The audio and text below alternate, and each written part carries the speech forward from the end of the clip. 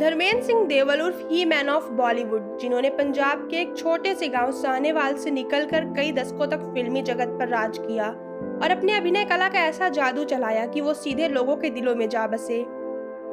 65 साल का फिल्मी करियर, 300 से ज्यादा फिल्में, शोले, सीता और गीता, यादों की बारात, चुपके चुपके जैसी कई सुपरहिट फिल्में, पद्म भूषण और film fair life time achievement award जैसे सम्मान, राजनीतिक करियर, 2 शादियां, 6 बच्चे और फैंस का खूब सारा प्यार। तो कुछ इस तरह से बिताए धर्मपाजी ने अपनी जिंदगी के 90 साल। और आज की इस वीडियो में हम उनकी जिंदगी को और करीब से जानेंगे, उनका बचपन, जवानी, स्ट्रगल, सफलता, शादी और बच्चे, सब कुछ। तो बिना वीडियो का एक भी पार्ट स्किप किए बने रहिए हमारे साथ। और आइए चलते हैं सबसे पहले उनके बचपन में। तारीख थी 8 दिसंबर साल 1935। पंजाब के एक छोटे से गांव नसराली के एक जाट सिख परिवार में इनका जन्म हुआ। पिता केवल किशन सिंह देवल सरकारी स्कूल के प्रधानाध्यापक और मां सतवंत कौर एक हाउसवाइफ थी। पिता का ट्रांसफर हुआ और उनका परिवार नसराली से साहनेवाल गांव आ गया, जहां वो लोग किराए पर रहते थे। और यहीं बीता धर्मेंद्र का पूरा बचपन। वहीं के सरकारी स्कूल में उन्होंने अपनी शुरुआती पढ़ाई की और फिर मैट्रिक की पढ़ाई के लिए फगवाड़ के एक स्कूल में आ गए। घर का माहौल अनुशासन से भरा था। पिता प्रिंसिपल थे, तो जाहिर सी बात है कि वो चाहते थे कि बेटे का पूरा ध्यान पढ़ाई पर हो और वो धर्मेंद्र को फिल्मों से भी दूर रखा करते थे। लेकिन धर्मेंद्र का मन पढ़ाई में कहाँ लगने वाला था। वो तो अक्सर ही खेला करते थे और फिल्मों के तो वो बहुत बड़े वाले शौकीन थे। वो अक्सर छुप छुप कर फिल्में देखते थे और एक्ट्रेस सुरैया के बहुत बड़े फैन थे। उन्हीं की फिल्म दिल लगी देखने के बाद ही धर्मेंद्र को एक्टर बनने का ऐसा चस्का लगा, जिसका नतीजा ये हुआ कि आज उन्हें ही मैन ऑफ बॉलीवुड के नाम से जाना जाता है। धर्मेंद्र को सुरैया की फिल्म दिल लगी इतनी ज्यादा पसंद थी कि उन्होंने इसे करीब 40 बार देखी। पढ़ाई में तो उनका मन लगता नहीं था और अक्सर अपने दोस्तों से कहा करते थे कि मैं मुंबई जाकर बड़ा हीरो बनूंगा। और साल 1950 में वो पहली बार मुंबई गए भी एक्टर बनने। ना कोई पहचान, ना कोई सपोर्ट, खर्चों के लिए ड्रिलिंग फर्म में काम किया। कुछ दिन स्ट्रगल करने के बाद ही वो मुंबई से वापस आ गए। खैर, किसी तरह उन्होंने अपनी पढ़ाई पूरी की और फिर साल 1954 में जब वो 19 साल के हुए तो उनकी शादी प्रकाश कौर से हो गई। उन दिनों वो रेलवे में क्लर्क की नौकरी करते थे, जहां वो 125 रुपए महीने का कमाते थे। लेकिन दिल के किसी कोने में एक्टर बनने का ख्वाब अब भी सांसें ले रहा था। साल 1957 धर्मेंद्र के बड़े बेटे सनी देओल का जन्म हुआ और 1958 में जब उन्हें film fair talent Hunt competition के बारे में पता चला तो उन्होंने बिना किसी को बताए अपनी तस्वीर भेज दी। और जब इस बारे में उनकी मां को पता चला तो वो बिल्कुल भी राजी नहीं थी। लेकिन धर्मेंद्र ने किसी तरह मां को मनाया और फिर घर और बच्चों की जिम्मेदारी पत्नी प्रकाश कौर के भरोसे छोड़कर दोबारा मायानगरी मुंबई की तरफ चल दिए, फिल्मों में अपनी किस्मत आजमाने।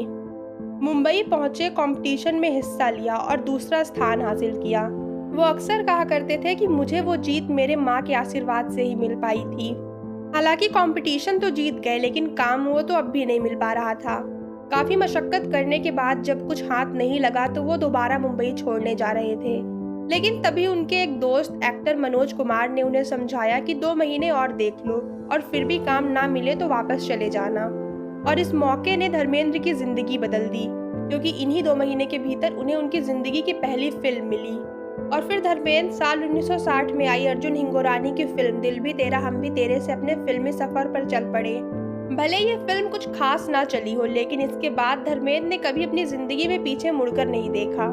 उनकी जिंदगी की पहली सफल फिल्म थी साल 1961 में आई फिल्म 16 और शबनम। और साल 1962 में उनकी दूसरी सफल फिल्म थी अनपढ़। और इसी साल उनकी बड़ी बेटी विजेता का भी जन्म हुआ। और फिर ऐसे ही साल दर साल उनकी सफल फिल्मों का सिलसिला चलता रहा। साल 1963 में उनकी फिल्म बंदिनी ने राष्ट्रीय फिल्म पुरस्कार जीता और 1964 में आई फिल्म आई मिलन की बेला, जिसके लिए उन्हें पहली बार फिल्म फेयर का नॉमिनेशन मिला, वो भी बेस्ट सपोर्टिंग एक्टर के लिए। लेकिन वो अवार्ड नहीं जीत पाए। इस फिल्म में वो पहली बार विलन के किरदार में दिखे और दर्शकों को उनका ये अंदाज खूब पसंद आया। साल 1965 में वो एक और सुपरहिट फिल्म काजल का हिस्सा रहे और इसी साल फिल्म आसमान महल के प्रीमियर के दौरान पहली बार धर्मेंद्र की मुलाकात हुई उनकी ड्रीम गर्ल हेमा मालिनी से, जिन्हें देखते ही वो पहली नजर में अपना दिल हार बैठे। हालांकि धर्मेंद्र तो अब तक सुपरस्टार बन चुके थे, लेकिन हेमा मालिनी की एक ही फिल्म रिलीज हुई थी, सपनों का सौदागर, और वो भी फ्लॉप रही। साल 1966 में धर्मेंद्र ने फूल और पत्थर, ममता, अनुपमा, देवर और आए दिन बहार के जैसी कई फिल्मों में काम किया। फिल्म फूल और पत्थर के लिए धर्मेंद्र को पहली बार फिल्म फेयर बेस्ट एक्टर का नॉमिनेशन मिला। हालांकि अवार्ड से वो इस बार भी चूक गए, लेकिन अनुपमा में उनके बेहतरीन अभिनय के लिए उन्हें 14th नेशनल फिल्म अवार्ड से सम्मानित किया गया और इसी साल उनकी बेटी अजेता का भी जन्म हुआ। साल 1967 से लेकर 69 तक उन्होंने एक्शन, थ्रिलर, रोमांटिक, सामाजिक ड्रामा जैसी कई तरह की फिल्मों में काम किया और साल 1969 में उनके सबसे छोटे बेटे बॉबी देओल का जन्म हुआ। वहीं एक फिल्म में काम करने के दौरान हेमा मालिनी और संजीव कुमार के बीच नजदीकियां बढ़ने लगी। वो दोनों एक दूसरे को पसंद करने लगे, लेकिन हेमा की मां को ये रिश्ता मंजूर नहीं था, जिस वजह से दोनों अलग हो गए। इधर हेमा मालिनी का दिल टूटा और उधर धर्मेंद्र ने उनकी जिंदगी में एंट्री ली। साल 1970 में दोनों ने पहली बार एक फिल्म में काम किया। फिल्म तुम हंसी मैं जवां और दूसरी फिल्म थी शराफत। धीरे धीरे हेमा और धर्मेंद्र के बीच नजदीकियां बढ़ने लगी। हेमा को पता था कि धर्मेंद्र पहले से शादीशुदा हैं और 4 बच्चों के पिता हैं, लेकिन उसके बाद भी वो खुद को रोक नहीं पाई। इधर हेमा की मां चाहती थी कि हेमा की शादी एक्टर जितेंद्र से हो, जबकि जितेंद्र शोभा सिप्पी को डेट कर रहे थे। ना तो जितेंद्र हेमा को पसंद करते थे और ना ही हेमा जितेंद्र को, लेकिन फिर भी पारिवारिक दबाव के चलते दोनों ने एक दूसरे से शादी करने के लिए हाँ कर दी। रिपोर्ट्स के मुताबिक उनकी शादी की सारी तैयारियां हो चुकी थी, लेकिन जब ये बात धर्मेंद्र को पता चली तो वो शादी वाले दिन ही शोभा सिप्पी के साथ वहां पहुंचे और उन दोनों की शादी रुकवा दी। हेमा मालिनी ने भी अपने परिवार के खिलाफ जाकर धर्मेंद्र को ही चुना। इधर धर्मेंद्र साथ ही साथ अपने करियर में भी आगे बढ़ते रहे। साल 1971 में आई उनकी एक्शन ड्रामा फिल्म मेरा गांव मेरा देश, जिसके लिए उन्हें फिल्म फेयर बेस्ट एक्टर का दूसरा नॉमिनेशन मिला, लेकिन अवार्ड से वो फिर चूक गए। साल 1970 से लेकर 1980 के बीच उन्होंने हेमा मालिनी के साथ कई फिल्मों में काम किया, जिसमें शराफत, तुम हंसी मैं जवां, नया जमाना, सीता और गीता, राजा जानी, शोले, प्रतिज्ञा, ड्रीम गर्ल और दिल लगी जैसी कई सुपरहिट फिल्में शामिल रहीं। हेमा मालिनी के अलावा भी उन्होंने कई फिल्मों में काम किया, जिसमें इश्क पर जोर नहीं, मेरा गांव मेरा देश, लोफर, झील के उस पार, यादों की बारात, चुपके चुपके, धर्मवीर, खेल खिलाड़ी का, कर्तव्य, फंदेबाज और राम बलराम जैसी कई सुपरहिट फिल्में शामिल रहीं। साल 1973 में आई फिल्म यादों की बारात और 1975 में आई फिल्म रेशम की डोरी, इन दोनों ही फिल्मों के लिए उन्हें फिल्म फेयर बेस्ट एक्टर का नॉमिनेशन मिला, लेकिन अवार्ड नहीं। अब तक उन्हें फिल्म फेयर बेस्ट एक्टर के लिए 4 नॉमिनेशन मिल चुके थे, लेकिन अवार्ड एक भी बार नहीं मिल पाया। धर्मेंद्र और हेमा कई सालों से रिलेशन में थे और ये बात पूरी इंडस्ट्री को पता थी, और हेमा भी अब चाहती थी कि या तो धर्मेंद्र इस रिश्ते को कोई नाम दे या तो इसे यहीं खत्म कर दे। और तब साल 1980 में धर्मेंद्र ने हेमा से शादी कर ली। ये आसान तो नहीं था, पर अब हेमा और धर्मेंद्र ने साथ मिलकर इस रास्ते पर चलने का फैसला कर लिया था। साल 1981 में धर्मेंद्र और हेमा की बड़ी बेटी ईशा देओल का जन्म हुआ और बताया जाता है कि धर्मेंद्र हेमा मालिनी को लेकर इतने प्रोटेक्टिव और पॉजिटिव थे कि उनकी डिलीवरी के वक्त 100 कमरों का वो पूरा हॉस्पिटल ही बुक करवा लिया जहां हेमा मालिनी एडमिट थी। उधर इसी साल धर्मेंद्र देओल की पहली पत्नी प्रकाश कौर ने स्टारडस्ट मैगजीन को एक इंटरव्यू दिया, जिसमें उन्होंने कहा, किसी का कोई हक नहीं बनता कि वो मेरे पति को औरतबाज बोले, जबकि आधे से ज्यादा इंडस्ट्री खुद ही ऐसा कर रही है। इंडस्ट्री में लगभग हर हीरो का अफेयर चल रहा है और कईयों ने तो दोबारा शादी भी कर ली है, और कोई भी आदमी होता वो मुझसे ज्यादा हेमा को ही पसंद करता। साथ ही प्रकाश कौर ने हेमा मालिनी के लिए कहा, हेमा को किन हालातों का सामना करना पड़ रहा है मैं समझ सकती हूँ, उन्हें भी तो दुनिया, परिवार, समाज का सामना करना पड़ रहा होगा। एक औरत होने के नाते मैं उनकी भावनाओं को समझ सकती हूँ, लेकिन एक पत्नी और माँ के तौर पर मैं इस फैसले के खिलाफ हूँ। इतना सब होने के बाद भी प्रकाश कौर ने धर्मेंद्र को प्यार और इज्जत करना नहीं छोड़ा था। प्रकाश कौर ने कहा, मुझे नहीं पता कि मैं धर्मेंद्र को दोस्त दूं या अपने भाग्य को, लेकिन मुझे इतना पता है कि जब भी मुझे उनकी ज़रूरत पड़ेगी वो मेरे लिए ज़रूर आएंगे, और मेरा भरोसा अब भी उन पर है।